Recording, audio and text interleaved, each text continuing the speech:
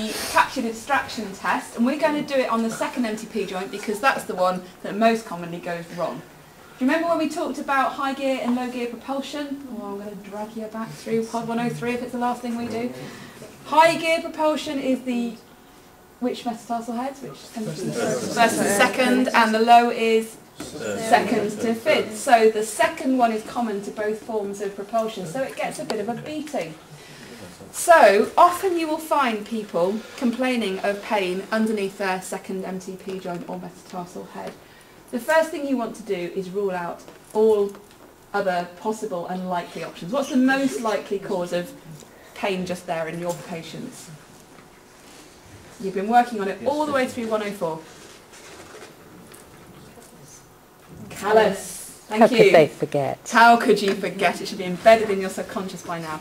So I'm going to first of all look at the blooming obvious basically and eliminate it. And if there isn't a nice big corn there's no callus, I can assume that actually there's something else going on. Then I go through my differential diagnosis procedure, which is, it's actually the most essential place I can think of really needing to do it is right here, because there's so much to go wrong around here. Toes are really complicated. They don't look it from the outside, but you get inside one, they're complicated structures.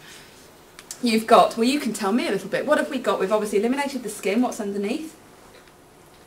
Fat pad, good. And we've got a bit of plantar fascia as well. Yeah. Anything else? What were we testing with the Lackman test?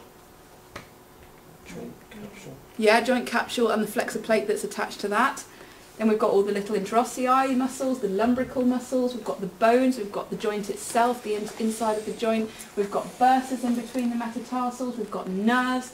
There's a lot going on in that very small anatomical region of the foot.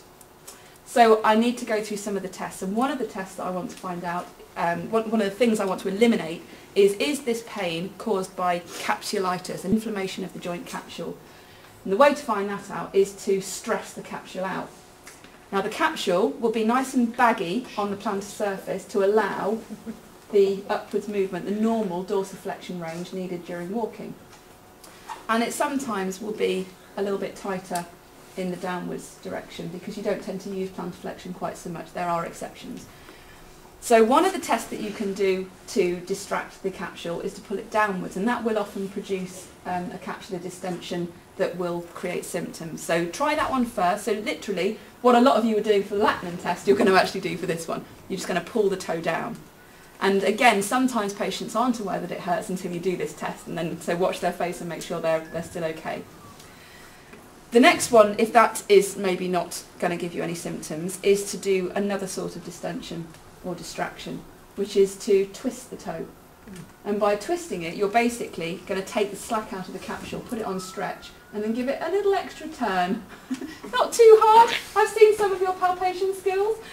But be gentle with one another. And just make sure that you're taking it just to the end point. So it's always firm but gentle. That's the sort of the golden rule with palpation and these kind of tests. So firm but gentle. And always keep an eye on your patient's face as well. Like I say, they will reveal in their eyes what they're really thinking before they let you know. Okay, so that's capsular distraction. You're not going to feel anything particularly exciting here. You're not going to get any suction signs or anything. You're looking for that pain provocation again, so watch their face.